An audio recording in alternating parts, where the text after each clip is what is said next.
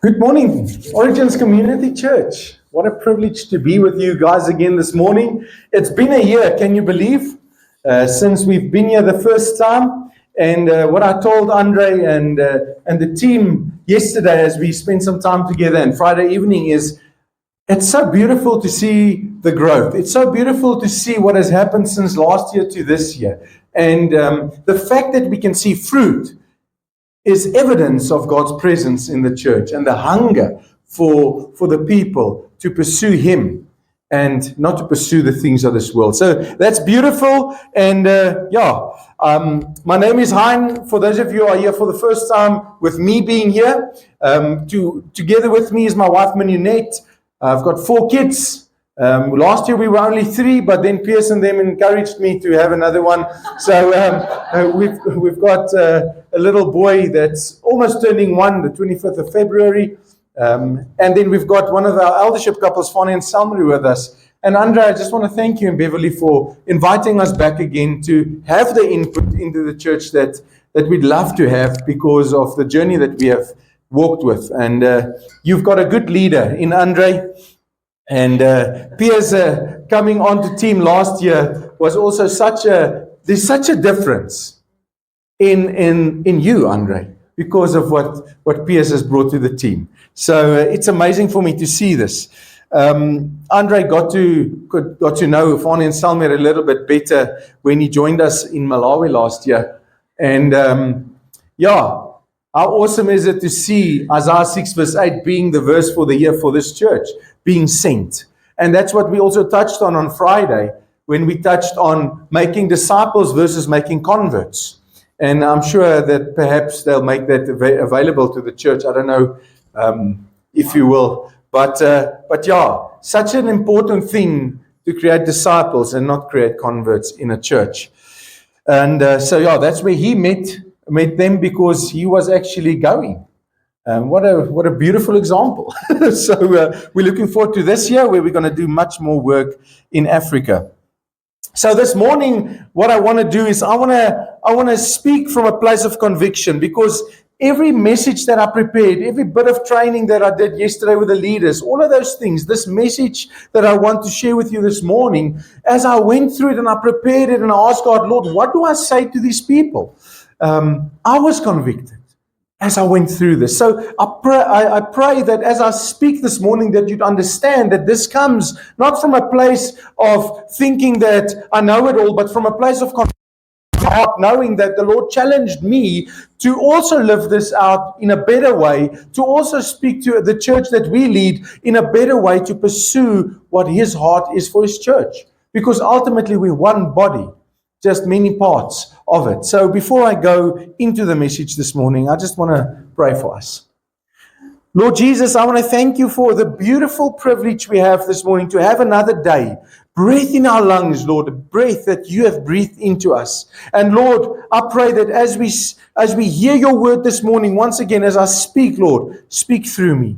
Jesus, I pray for your Holy Spirit to just completely take over. And Lord Jesus, that Lord, where the enemy wants to sow destruction with all these worldly thoughts and things, Lord, I pray your protection over my mind right now as I preach. Lord, that your Spirit would just be the only one resonating your thoughts through my mind and through my mouth. I pray this in your mighty name. Amen. Amen. I want to start off this morning by reading from John 1, verse 1 to 5. Right, so I'm reading from the ESV translation. It says, in the beginning was the Word, and the Word was with God, and the Word was God. He was in the beginning with God. All things were made through Him, and without Him was not anything made that was made. I think he wants to make it clear that the Word made everything, all right, by repeating it various times in various different ways. In Him was life, and the life was the light of men.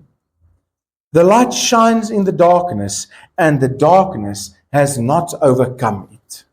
This is how John opens his gospel as he describes who Jesus is. And I want to highlight a few things from this powerful portion of Scripture that will also hopefully challenge you a bit about your view on the Bible. Because I sometimes find that we as humans, we make much of Jesus, right? But we don't make much of his word. And there's no balance if we do that. And the fact is that the two cannot be separated, because Jesus is the eternal living word and the Bible is the God-breathed written word that perfectly reveals Jesus. It is an inseparable thing, God's word and Jesus. And that's why I believe that John opens in the way he opens his gospel like that. It explains that it cannot be separated. One word. So I want to start by explaining something to you about when John wrote this. And as he says, in the beginning was the Word, it literally means the Word was before creation. The Word is not new. The Word is not created, but it existed before everything. We now experience the privilege of reading the Bible because it has come to us in this form. But the word has always been. So John 1 verse 1, in the Greek original. Right. Is there anyone who can read that to us? All right. Let's translate it a little bit better. Let's see the next slide. Do you see that first portion? It means in the beginning. All right? That's the Greek word that is used. Let's go to Genesis 1. Do you see the word that's used in the beginning? I'm not going to pronounce it because I'm going to get it wrong. All right? It's the same word used. In the beginning, God created the heavens and the earth. In the beginning, He hovered over the waters. In the beginning, He was there before any of what we have here has been here. And it's the same word where John describes in the beginning was the Word. All right, I'm just giving you a little bit of a short teaching on what I want to preach about, because I need you to understand that the Bible is nothing new. It is God-breathed because it was, and it will be forevermore. It clearly settles the fact that Jesus existed before creation, because God the Father created through Jesus. Do you know that? Well, that's what the Bible says. All right? Without Him, nothing was created that was created. The Word created Him. Why am I telling you this in so much detail this morning? Well, because I've been convicted in my heart about the importance of God's Word. The word that we have today, the word that is questioned, the word that is also taken, and just some portions of it are taken to heart and others are left out. Some are scratched out, as we had a discussion yesterday. Because we want to take from God's word what we want, and we want to leave out what's too hard to read. And we cannot do that, because if we do that, we water down who Jesus is. All right? Let me make a bold statement here this morning, because Andre will deal with everything else afterwards. All right? Because we're leaving. Jesus, the Word, and the Bible are inseparable. If we say we love Jesus, but we neglect His Word, we are loving a Jesus of our own making. If we neglect His Word, we are loving a Jesus of our own making. Hard words. So I want to go through a few points to explain why I say this. The very first one is the Word did not arrive after Jesus. He is the Word. And John 1 verse 1 says it very clearly. It doesn't say Jesus later spoke the Word. He says Jesus is the Word. And this Word created everything that exists. His Word created you. His breath in your lungs is the Word that breathed out and you lived. And your heart started beating. Just merely believing this needs to give us the realization that we cannot neglect His Word. We cannot neglect or compromise or deny anything that stands in the Bible. And I can tell you now that this is why we are under such attack on the validity of the Bible. That's why people spend their lives trying to devaluate this translation or that translation. I want to tell you, yes, perhaps There is a verse here and there that's taken out of the Bible over many years. But let me also tell you, at some stage, all the Bibles in the world was supposed to be demolished, burned. I'm not exactly sure. I think it was Constantinople that there was Constantine that wanted to burn all the Bibles. I'm not a historian, but at some point they wanted to destroy all the Bibles. Yet here we have the Bible still today, because it's God's word. Nothing will be able to destroy it. Whatever you take out, whatever you want to add, it will go and it will be ruined. And ultimately we'll see the clarity that God brought in His word. The message of Jesus will never be diluted. Whatever man tries, they will not be able to do it. But we need to know His word and live in His word. All right?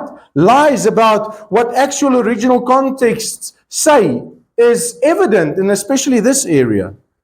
All right? Where people take parts of the word and they especially John 1 verse 1. Did you know that sometimes people take the original Greek and others don't know the original Greek, and that's why they actually believe it. But they say, in the beginning was the Word, and the Word was God, and the Word was a God. How many of you have you ever spoken to some of the guys on the corners here? Right? That's what they believe. They take away from the Word what the Word means, which means they take away from Jesus. And isn't that blasphemy? When we take what God has issued and we want to change it. I want to make a few things clear regarding this point. Jesus is not just a preacher who quoted Scripture in synagogues, but He is the source of Scripture. Jesus spoke in the synagogues from a place of knowing the Father, from a place of knowing exactly what He spoke about, because it was actually Himself that He was speaking about. When you go and you explain who you are to someone, do you get it wrong? I doubt it. Because you know who you are. You know where you came from. And that's what Jesus did when He explained Scripture in synagogues. That's why they said, how does this guy know all these things?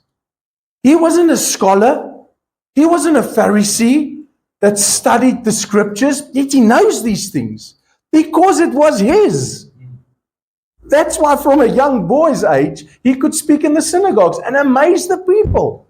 When we read Scripture and we just open-minded about it, asking God to reveal these things, it suddenly pops out. Wow, that makes sense.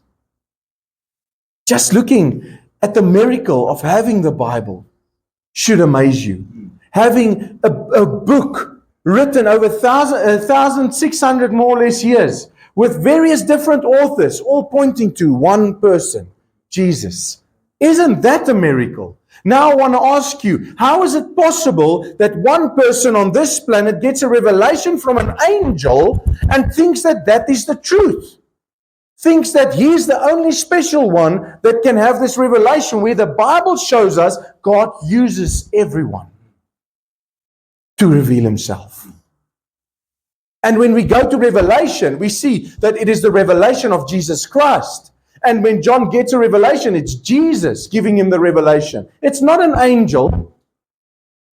We need to be careful what we take from God's word, where we see angels saying things, bringing a message to people, and where angels give a revelation, because angels do not give revelation.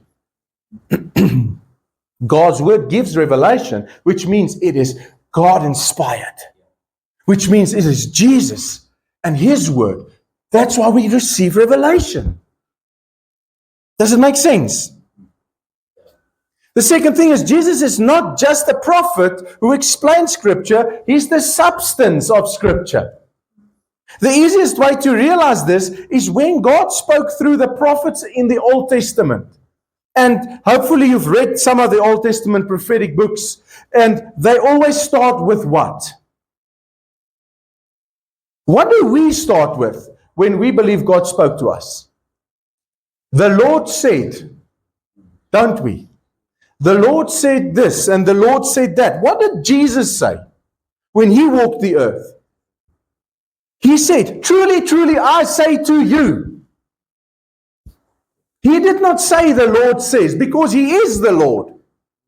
He is the Lord Jesus. It is His word. Truly, truly, I say to you, this and this and this and this. That explains that He's the substance of the word. Isn't that amazing? Have you ever realized that? The Bible is not a collection of moral lessons with Jesus added to it in the end. Friends, the Bible is the one unified story, and Jesus is the center of it all. When we look at the law, Jesus came to fulfill the law. When we look at the sacrifices, Jesus fulfilled the sacrifices when He was here. When we look at the temple, Jesus fulfilled the function of the temple, and now we are the temple because the Holy Spirit lives in us. When we look at the kingship, Jesus fulfilled the kingship, and He is the King of glory. He is the King of everything. Jesus didn't just come. When we look at promises in the Old Testament given, Jesus was the promise that was given. Jesus is the promise that you and I have for eternal life with Him. It's not about going to heaven. It's about being in His presence. He's the promise. Do you see that the whole Bible from Genesis to Revelation gives the center theme, and it is Jesus and Him as our Savior? We need to realize this book is more than what we look at. This book is more than collecting dust on a cupboard.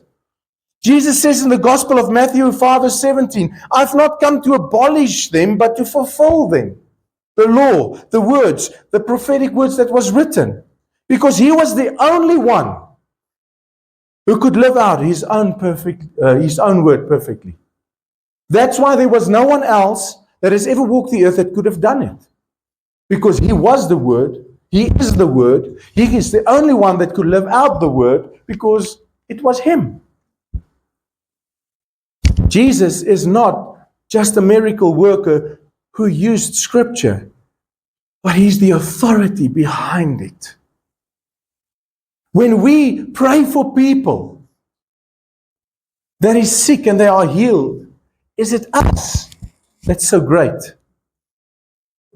Or is it because we do it in the name of Jesus? Is it because He's the authority behind the word that heals? We need to understand that Jesus being removed from the word doesn't soften Him. It falsifies Him if we remove Him from the word. If you follow a Jesus where we cannot say the word and Jesus is one, friends, I'll say it over and over again, you're not following the Jesus that the Bible speaks about.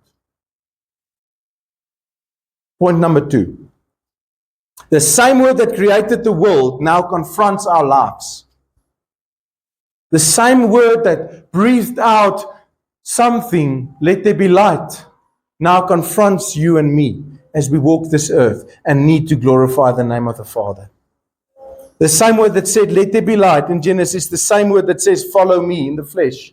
When Jesus said, follow me. It's the same word. He created. And what He created obeys Him.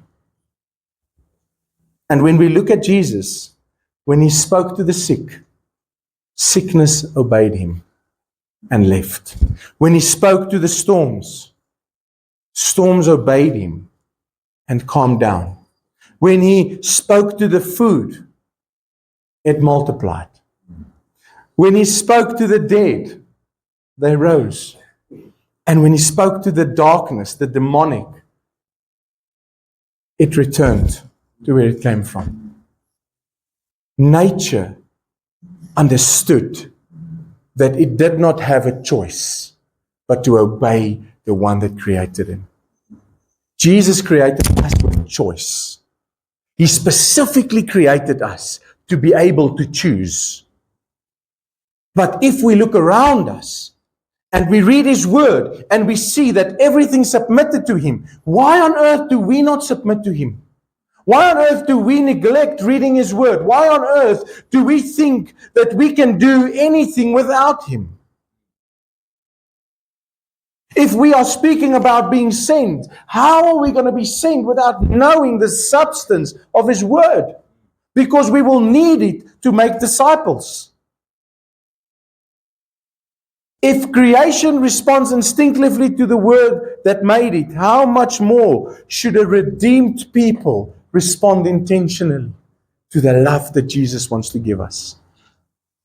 Luke 19, in Luke 19, Jesus enters Jerusalem triumphantly. The last time he entered Jerusalem. And the disciples cried out, Jesus is the King who comes in the name of the Lord. And then the Pharisees very offended about the truth of the word coming into Jerusalem. Because the truth offends, right? They say to Jesus, why don't you quiet them? Why don't you stop them from saying these things? And Jesus says, if they don't say it, the rocks will cry out. Why do we get offended when the truth of God's word convicts our hearts? Why are we acting like Pharisees? Why do we think that we are better than the disciples or the rocks that Jesus speaks about here? We need to cry out and we need to say, that's the King of Glory. This book is everything that we need to live by and everything we need to live for. It's not about the physical book, friends. I just want to tell you that. It's about what is inside of it. It's about the revelation of it. It's about that when you read it and scripture is written on your heart, you become a different person because the Holy Spirit can then work with you. Because you take what God has put on earth as important, you read it, and the Holy Spirit can now work through you and work with you and work in you. Is that good? Point number 3, we don't weaken the word by ignoring it. We weaken ourselves. If we want to say that we're strong and healthy children of God, and we don't read His word, unfortunately, friends, temptation of this world will overtake you. It will overrun you. You will think twice. You won't stand on the word because you don't know the word. The Bible is not an optional devotional add-on to following Jesus. It is how Jesus reveals His will to us. And it changes. As we change, that's why it says that the word is living and active. Because as you change and you grow up and your spiritual maturity changes, what you read, you can read it 100 times over. It will reveal something new to you. Have you ever experienced that? Have you experienced that last time you read the same verse, it just brought something else to mind? Now you read it again, now it's something new. That's the word being living and active. But it cannot be the devotional add-on to your life. It must be what you start your day with. It must be what you end your day with. It must be what you go to when you don't know. We love to read this good book or that good book about this good writer and that good writer and about things in the Bible. But we very often neglect to read the Bible itself. And I say, if anybody asks me, what good book would you like to read this year? I'm like, the Bible. Yeah, but you said that last year, but it's living and active. I'd love to see what God reveals to me this year. I'd love to see what God reveals to me tomorrow. Because God has created a love in my heart for Him, and that has created a love in my heart for His Word. I'll read other books, but man, my focus will be reading the Bible. We cannot live without it, because it's the food to our souls. Who of you can fast for 60 days without eating? Who of you have ever done 60 days? No one. Why? Do you require food to live? Or would you die after about 40 days? You probably will. But Matthew 4 verse 4 tells us, man shall not live by bread alone, but by every word that comes from the mouth of God. And don't sit in your room and wait, Lord, speak to me. Lord, speak to me. Open the Bible and He speaks to you because it's His word. Right? We often wonder, how does God speak to us? The poor lady running the CRL says, God can speak to no one. I tell you, I open my Bible and God speaks to me. And the Holy Spirit gives revelation. And there's discussion that takes place. And maybe people in my family think sometimes I'm crazy. But I speak to God. I tell Him, Lord, what do you want to tell me here? And it's an amazing experience to go through that day after day. Jesus shows that life itself is sustained by the Word. And because He is the Word, eternal life is found only in Him. Eternal life is not found in reading words, but by trusting the person those words reveal. Those words in the Bible reveal Jesus. And it is when we have faith in those words that Jesus is revealed as our eternal Redeemer. This is confirmed by Jesus Himself, when in John 6 He reveals Himself as being the bread of life. Come on. How does these things all just fit together? No one comes to the Father except through Him. Because if we die spiritually, because we are not fed by His Word, by Him, we will never get to the Father. And that's the reality, friends. A Christian without the Word is not more spiritual, but more vulnerable to deception. Like when people say the Bible is a book that has some good information in it. That's what the world says. No, sometimes, the Bible is a good book. There's good morals in it. There's good stories and, there's good ideas in it. That's what the world says. But the world does not know the book because they don't have the Holy Spirit. Point number 4. The Word is not just information. It is a weapon. The Word of God is the weapon that we carry. Friends, we sometimes say that we are tired of fighting this fight of faith. But we don't read the Bible because we are too tired to read the Bible. And that's, friends, when you only defend the whole time. When we look at the armor of God, the belt of truth, the breastplate of righteousness, the helm of salvation, the boots of readiness, the shield of faith, it's all things that's defensive. And how long does it take for you to become tired and weary when you continue blocking attacks? You're not gaining ground. Sometimes you even give a step back as you block these attacks. Of course you will get tired. And the thing that God gives us to attack and to gain ground and to win ground is His Word. That's our weapon. Very often we try and fight temptation with willpower because I'm strong enough. We want to fight fear with positive thinking. We want to fight deception with logic. I will not be deceived. Logically, this makes sense. The Word of God does not make sense. It is supernatural. Supernatural. We live in the natural. This book is supernatural. Will it make sense? Will someone that does not know Jesus and comes into a conversation that you have find that you are perhaps all there? When you speak about miracles and the dead being raised and people being healed when laying hands on them. No, it won't make sense to them because it is a supernatural book. Would you ever think of going into battle without a weapon to defend yourself? It doesn't make sense, right? If the Word is not in your mouth, if it is not written in your heart, if your mind is not consumed by it, you will not be able to fight back against the attacks of the enemy. You will not be able to discern or test what is true and what is deception. Because it is the Word of God that is used to do that. Yet sometimes we think it's all right to enter the battlefield spiritually without the Word of God. How is it possible? So without even looking at this word as a sword, I want to say this. You cannot love Jesus and despise what He speaks. You cannot. It's impossible. Don't tell me that you can. All right? It's hard words.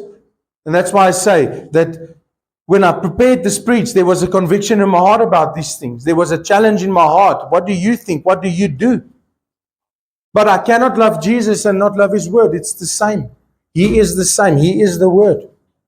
I want to challenge you with this. We say we love Jesus, but love listens and obeys. Do we obey what God's Word says?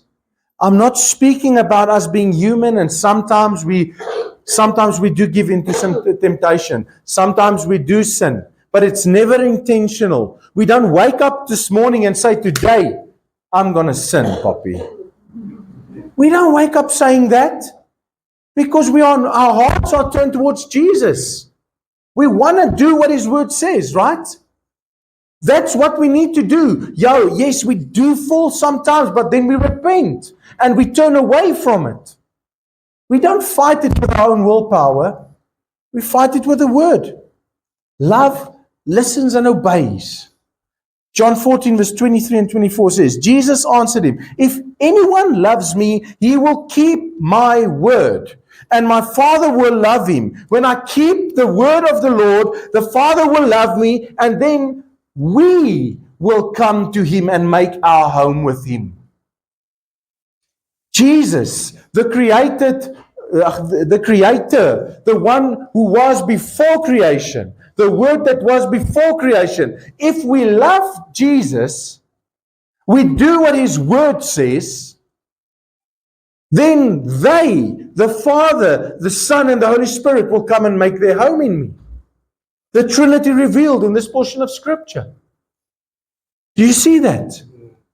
Whoever does not love me does not keep my words. Simple. And the word that you hear is not mine, but the Father's who sent me. Because Jesus and what He said was always from the source of being the Father, being the source. And it is revealed through Christ, and it is spoken by the Holy Spirit. If you love Jesus, you want to do the following things. You want to know what He says, meaning you want to read the Bible. You want to understand what He commands, right? Knowing that understanding comes through prayer and revelation by the Holy Spirit.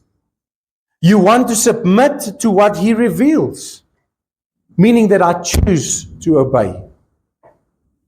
If I read the Bible and it has absolutely no effect on me, because my decision when reading the Bible is not to obey His word, but to just read and know what it says so that I can contradict it whenever someone does something wrong, then my desire is not to know God's word, and God's word will have no effect on me.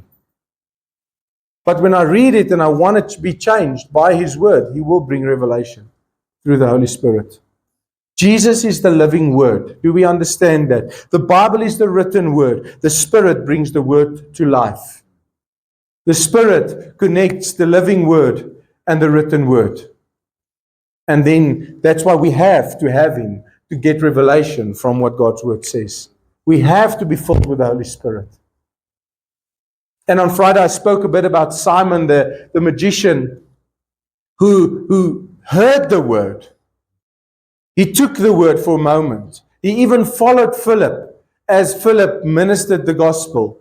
But he was never filled with the Holy Spirit. And at the end of the day, he was even baptized. And at the end of the day, he said, when he saw Peter and John put hands on people and pray and they were filled with the Spirit, how much money can I give you to get that power?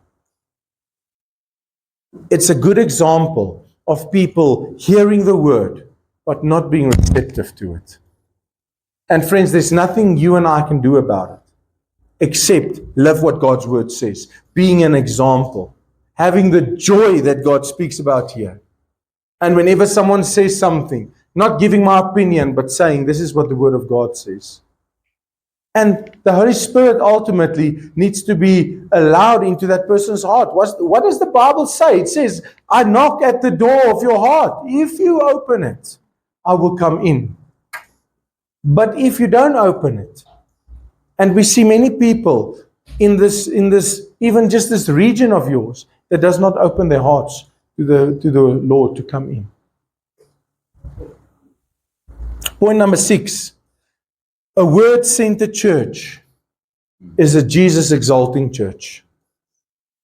Healthy churches are not built on personalities. Healthy churches are not built on trends or experiences. I think it's safe to say that when we look at what is transpiring around the world in churches that builds around these things, personalities, trends, or experiences, that it's only at the end damaging the body of Christ. Because it's not Andre Henning Ministries International. Because it's not about him. It's about the word he speaks. the word he preaches, the word he obeys. It's with the word that he leads you and shepherds you. It's not about him, it's about glorifying God. And I think we run a very dangerous race when we make things about ourselves and we name things after ourselves that's supposed to glorify the King. All right? Healthy churches are built on devotion to Jesus through his word. That's what a healthy church is built on. And that's what I want to encourage you with, that as God's people coming and choosing this as your storehouse, live a life where you devote yourselves to his word. And when you devote yourselves to his word, you won't make it a burden for them to lead. Because that's also what the word says. That we as believers shouldn't make it a burden for the person leading.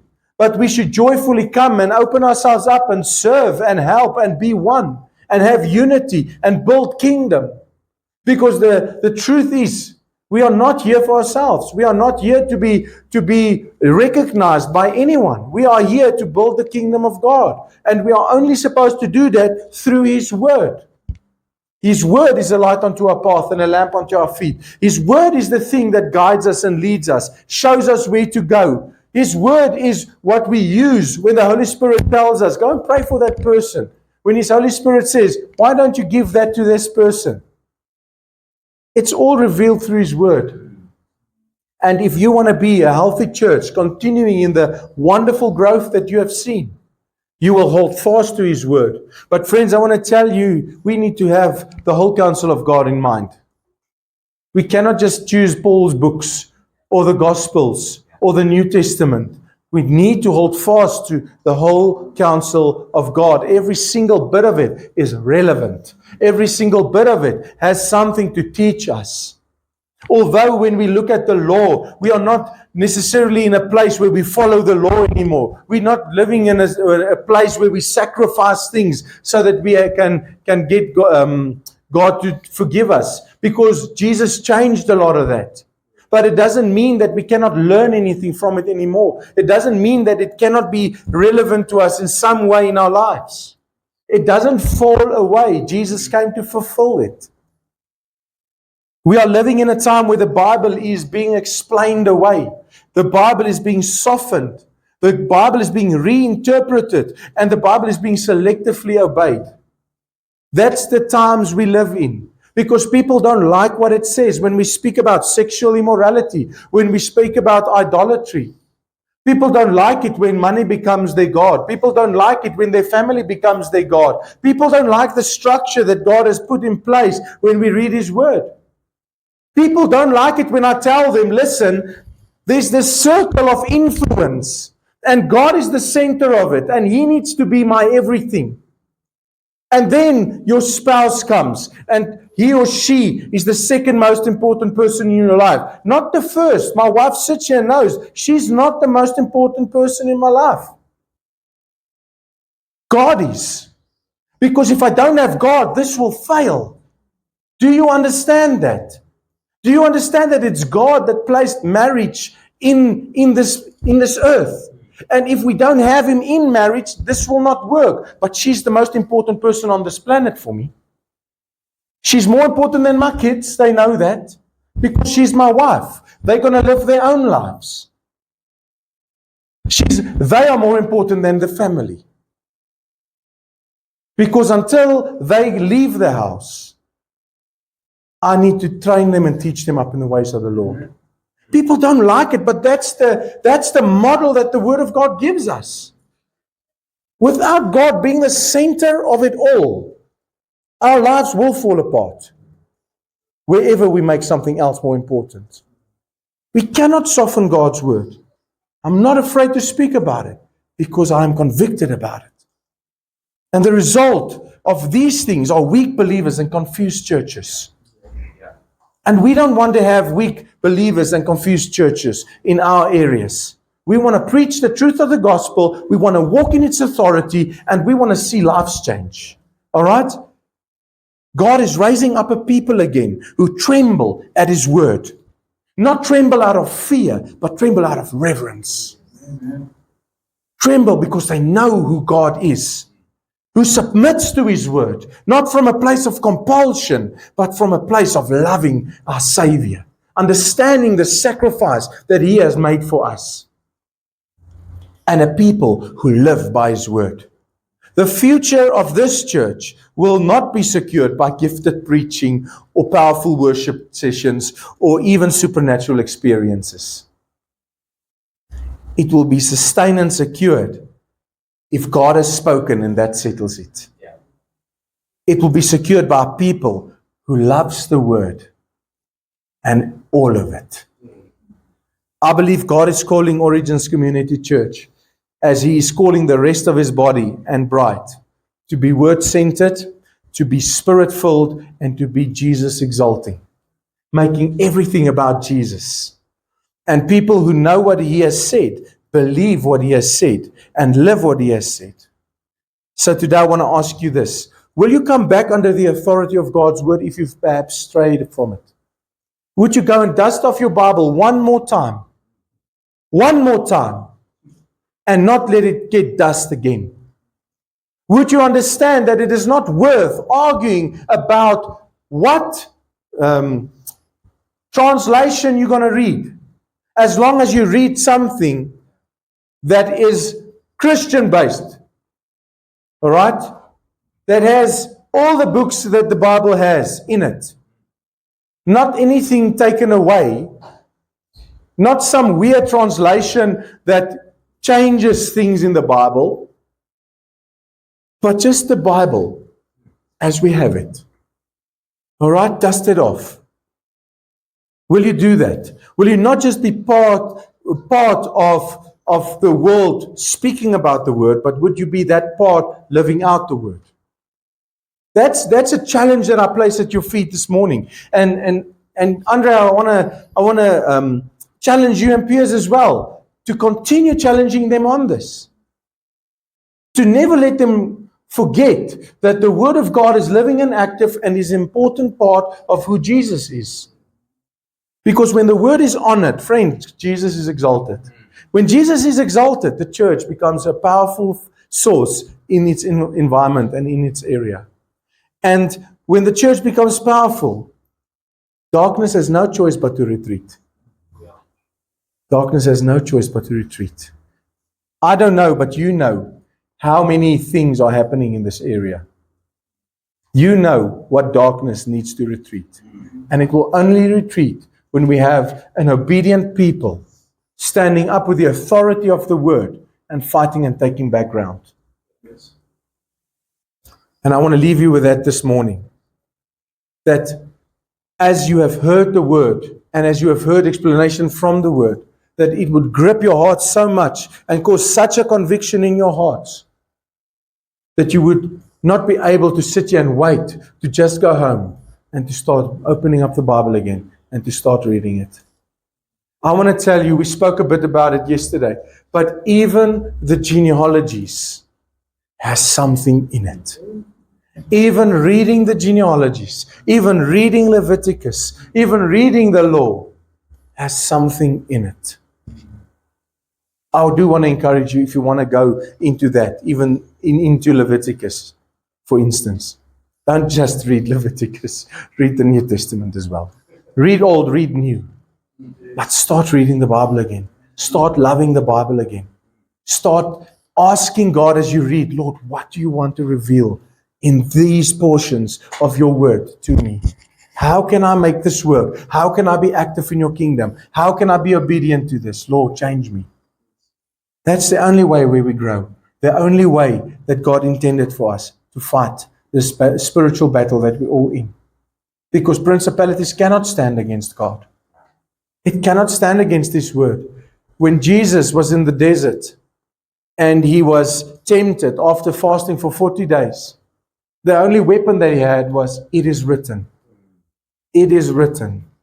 That was the sword that He had to fight back with. And let's not be ignorant or naive and think that we are above God's word or we are above the way that Jesus had to fight. Let's use Jesus as the perfect example for us to know this is how we need to live our lives and this is what we need to hold on to.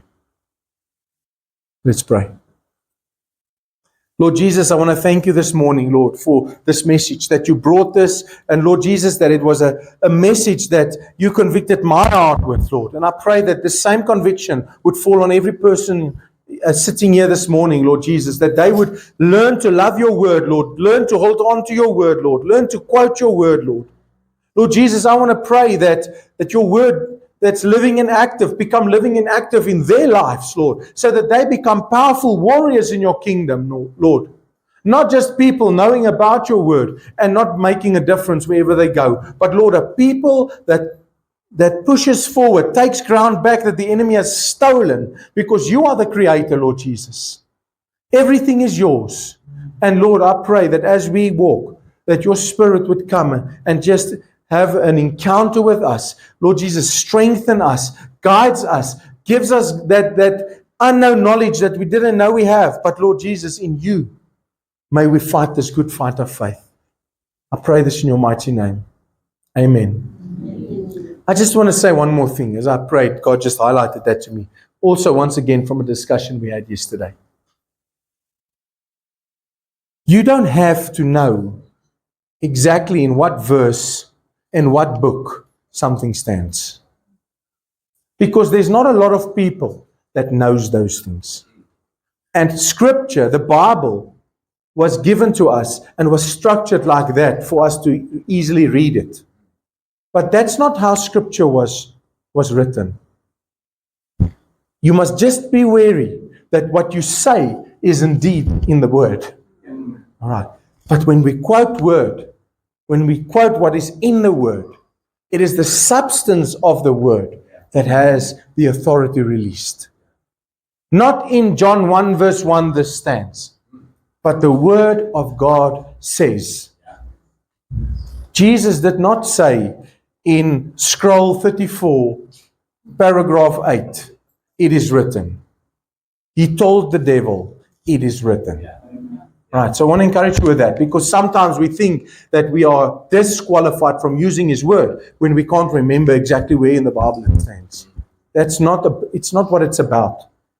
It's about knowing what stands in His word. All right, just want to encourage you. Thank you, Andre.